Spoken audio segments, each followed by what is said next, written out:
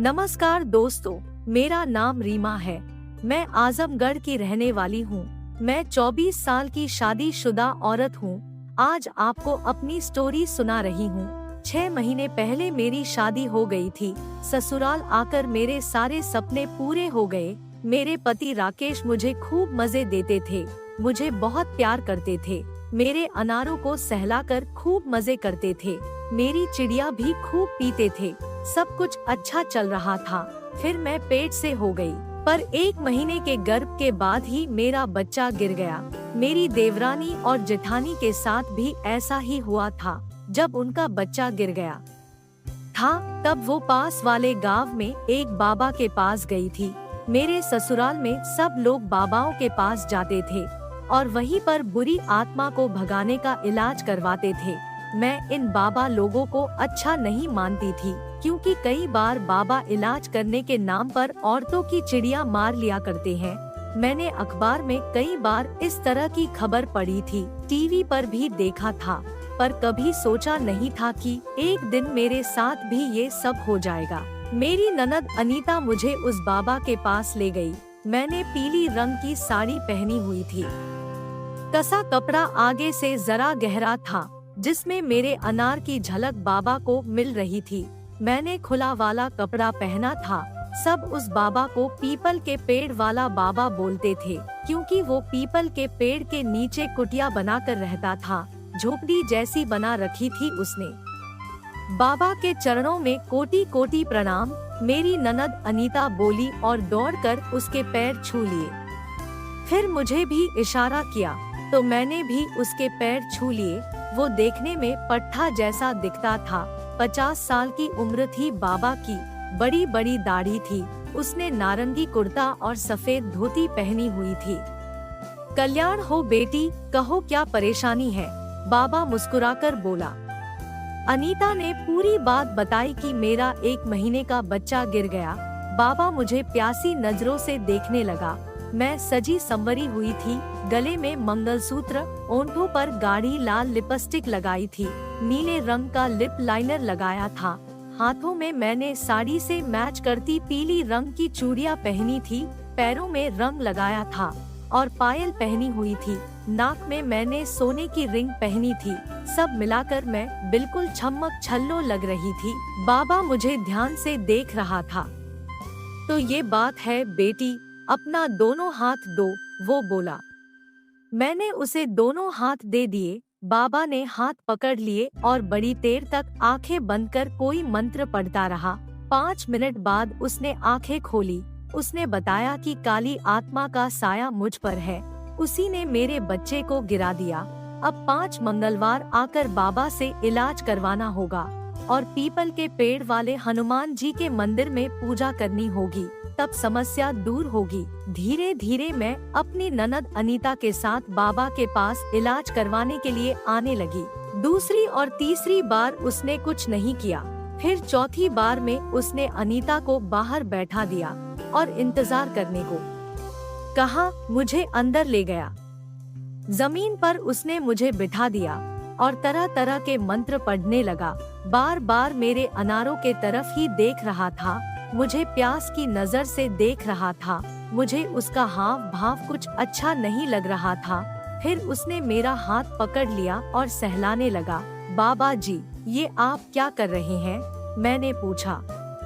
शांत रहो बेटी, तुम्हारे ऊपर जो काली आत्मा है उसे भगा रहा हूँ, वो दाढ़ी वाला बाबा बोला। मुझे उस पर शक हो रहा था, कुछ सही नहीं लग रहा था। फिर मुझे उसने प्रसाद खिला दिया। उसका लड्डू खाते ही मैं बेसुध होने लगी। मुझे नींद आने लगी। फिर मैं बैठे बैठे ही एक तरफ लुढ़क गई और सो गई।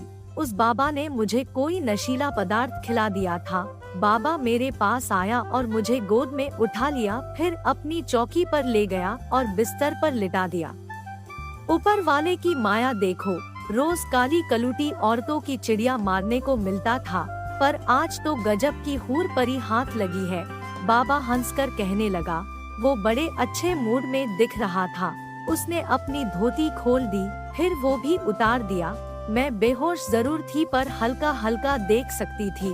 पर इतनी हिम्मत नहीं थी कि अपना बचाव कर सकूं, ऐसी चीज उसने मुझे खिला दी थी। बाबा मेरे पास आ गया और रसगुल्लों पर मुझे किस करने लगा। उसकी आंखों में प्यास कोई भी देख सकता था। वाह, क्या रंग रूप पाया है इस लड़की ने। इसका बगीचा तो अनार से भी ज्यादा गोरा है। इसका पति जब इसकी चिड़िया लेता होगा तो जन्नत मिल जाती होगी। बाबा मेरे चेहरे की तरफ देखकर बोला और जगह जगह से चूमने लगा। आज शिकारी को शिकार मिल गया था। आज वो मेरे खूबसूरत बगीचा का शिकार करने जा रहा था। उसने मेरे अनारों से पीली साड़ी हटा दी। मेरी 36 की शानदार अनारों का बगीचा गर्व से तनी हुई थी। बाबा ने उस पर हाथ रख दिया और मेरे अनार का साइज पता करने लगा। वो सहलाने लगा और गोल गोल अनार पर हाथ घुमाने लगा। मुझे हल्का हल्का महसूस हो रहा था कि आज कोई मेरे से छेड़छाड़ कर रहा था, पर मैं नशे में धुत थी। फिर बाबा लालची नजरों से मेरे अनार को ऊपर से ही दबाने लगा। आह, कितनी रसीली अनारों का बगीचा है इस लड़की की। ऊपर वाले ने बड़ी फुर्सत से बनाया है इसे। बाबा फिर से हंसकर बोला। उसके बाद तो उसने मेरे अनार को ऊपर से ही खूब मसला, खूब दबाया, खूब आनंद लिया। बाबा कपड़े के ऊपर से ही मेरे अनार मुंह में लेकर खेलने लगा। वो ललचा गया था, हाथ से दबा दबा कर मेरे अनार से खेलने लगा। उसका पप्पू भी खड़ा होने लगा। मुझे एहसास हो रहा था कि कोई मेरे साथ कुछ कर रहा है। बाबा ने 10-15 मिनट तक मेरे अनार को ऊपर से ही मसला और मुंह में लेकर खेलने लगा। फिर बगीचा का बटन खोलने लगा। मेरे अनारों का बगीचा का पर्दा उसने उतार दिया। फिर अनार के कवर को भी उतार दिया। अब मेरे 2 रसीले अनार उसके सामने थे। मेरा बगीचा गजब का सुंदर था। बाबा के होश ही उड़ गए। वो तो बावला हो गया। फिर वो मेरे ऊपर ही लेट गया और चिकने मक्खन जैसे अनार को हाथ से सहलाने लगा। ऐसे भरे हुए अनारों वाली लड़की मैंने आज तक नहीं देखी। सब प्रभु की माया है, वो बोला और मेरी बाईं अनार मुंह में लेकर खेलने लगा। मैं कुनकुनाने लगी। जैसे सोते बच्चे को उठाओ तो कुनकुनाते हैं, ठीक उसी तरह मैं कुनकुना रही थी। बाबा जल्दी जल्दी मुंह में लेकर मेरी बाईं अनार का आनंद ले रहा था। एहसास हो रहा था मुझे बाबा का यही धंधा था। वो भूत प्रेत के नाम पर लोगों से पैसा भी लेता था और लड़कियों को अपनी भूख का शिकार भी बनाता था। इस तरह वो पैसा भी कमा लेता था और अपनी भूख को भी मिटा लेता था। उस बाबा ने 15 मिनट तक मेरी बाईं अनार के साथ खेला, बिल्कुल लाल लाल कर दी। फिर हाथ से सहलाते ही दाई अनार मुंह में लेकर खेलने लगा। मैं नशे में थी, इसलिए कुछ कर न सकी। बाबा ने काफी देर तक मेरे अनार के साथ खेला। फिर मेरे बेसमेंट का कपड़ा पर्दे के साथ ही ऊपर उठा दी। मेरे दोनों पैर खोल दिए। मेरा बेसमेंट चिड़िया के रस से भीग चुका था, पानी पानी हो गया था। बाबा ने मेरा बेसमेंट का पर्दा उतार दिया और चिड़िया का रस देखकर बौरा गया। वो भी लेट गया। उसने अपना कुर्ता उतार दिया और पूरी तरह से मेरी चिड़िया मारने के लिए तैयार हो गया। उसकी तोंद कम से कम 70 की थी। देखने से हष्ट पुष्ट दिख रहा था। उसने अपना मुंह मेरे चिड़िया पर रख दिया और चिड़िया की चटनी जल्दी जल्दी चाटने लगा। शायद उसे औरतों की चिड़िया की चटनी बहुत पसंद था। वो जल्दी जल्दी सुपर सुपर करके मेरी चिड़िया की चटनी पीने लगा। मैं नशे में थी पर समझ रही थी कि कोई मेरे साथ कुछ कर रहा था। इतनी ताकत नहीं थी कि आँख खोल पाती। बाबा ने 10 मिनट मेरी चिड़िया पी। चिड़िया के दाने को काट काट कर मजा लूटा। फिर अपना पप्पू जल्दी जल्दी हाथ से फेंट कर कड़ा करने लगा। उसका पप्पू 12 से भी लंबा था, कम से कम 2.5 मोटा होगा। वो हाथ से जल्दी जल्दी फेंटने लगा। 5 मिनट में उसके पप्पू की सब नशे तन गई। पप्पू अब पत्थर जैसा कड़ा हो गया। उसने लंबे पप्पू को मेरी चिड़िया पर रख दिया और हाथ से दबा दिया और जल्दी जल्दी चिड़िया के होठों पर घिसने लगा। अब मुझे भी अच्छा लग रहा था। काफी जानकर बाबा था वो। जल्दी जल्दी अपने पप्पू को पकड़कर टोपे से मेरी चिड़िया घिस रहा था। जल्दी जल्दी घिस रहा था। फिर उसने पप्पू चिड़िया में डाल दिया। और धीरे धीरे अंदर धकेलने लगा। धीरे धीरे उस बाबा ने 6 पप्पू मेरी चिड़िया में घुसा दिया। मैं तो कांपने लग गई, मेरी आंखें अभी भी बंद थी। फिर उसने एक जोर का धक्का दिया तो 12 लंबा पप्पू मेरे चिड़िया में बिल्कुल अंदर तक, चिड़िया की दीवार तक पहुंच गया। फिर बाबा जल्दी जल्दी मुझे करने लगा। उसने चिड़िया के तोते उड़ाने स्टार्ट कर दी। बहुत कसी चिड़िया है, सब प्रभु की माया है। कभी तो दाल रोटी नसीब नहीं होती है और कभी तो चिकन बोटी भी मिल जाती है।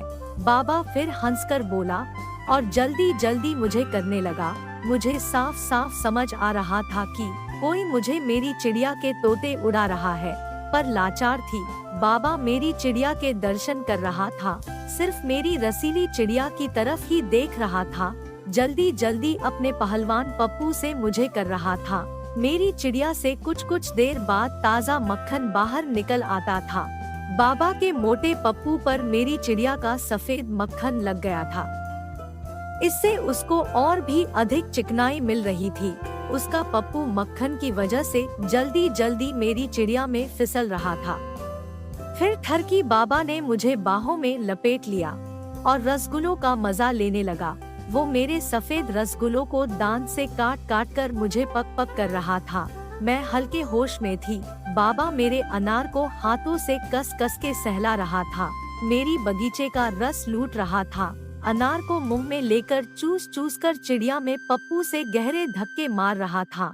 मैं अपनी कमर बार बार ऊपर उठा रही थी। बाबा के पप्पू में बहुत दम था। मेरी चिड़िया अब भट्टी की तरह तप रही थी, जैसे कोई हीटर उसमें जल रहा हो। मैं भी पूरी तरह से तैयार हो गई थी। नशे में मैंने बाबा को पकड़ लिया। जान करो और करो, मेरी चिड़िया मारते रहो, रुक क्यों जाते हैं, मजा आ रहा है, रुको नहीं, मैं भी कहने लगी। मैंने भी उसे अपनी बाहों में भर लिया था। बाबा ने मन भर के मुझे किया, फिर चिड़िया में ही चटनी निकाल दिया। उसने मुझे सब अच्छे से पहना दिए और फिर से साधु की तरह वेश बनाकर बैठ गया। कुछ देर बाद मुझे होश आया। मेरी ननद अनीता मुझे घर ले आई। जब मैं घर पहुंची तो चिड़िया गीली गीली लग रही थी। मैं बाथरूम में गई और शीशे से अपनी चिड़िया को देखने लगी। बाबा के पप्पू से निकला सफेद ताज़ा चटनी मेरी चिड़िया में लबालब भरा हुआ था। मैं समझ गई कि भूत भगाने के नाम पर उसने मुझसे अपनी भूख मिटा ली है, पर लोक लाज और बदनामी के डर से मैंने ये बात किसी से नहीं कही। दोबारा मैं उस बाबा के पास नहीं गई। दूसरे साल मुझे एक प्यारा सा लड़का हो गया।